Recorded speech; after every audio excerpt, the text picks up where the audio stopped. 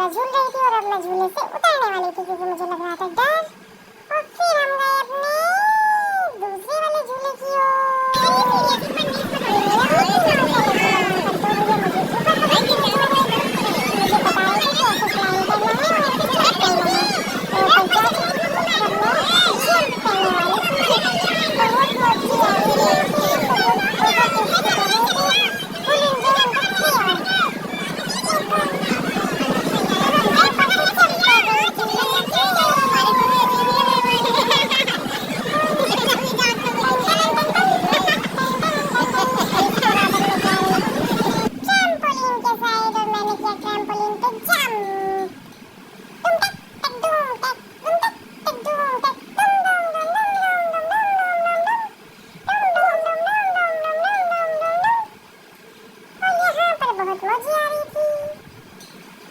और फिर मैंने खाए बहुत ही चटपटे गोलगप्पे। नानू ने मुझे खिलाए गोलगप्पे और इसमें मुझे थोड़ी थोड़ी सी चीनी भी लगी क्योंकि ये बहुत तीखा पानी था।